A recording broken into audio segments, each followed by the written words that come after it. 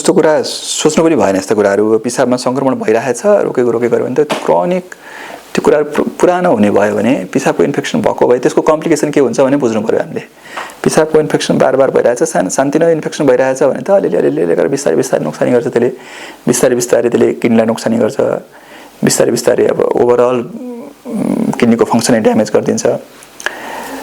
अनि कहिलेकाहीँ चाहिँ उतिखेरै गर्छ के पिसाबको इन्फेक्सन बढ्यो। अब पिसाबको थैलोमा मात्र इन्फेक्सन हुन्छ भने छैन नि त, पिसाबको नलीमा मात्र तल मात्रै इन्फेक्सन हुन्छ भने छैन नि त।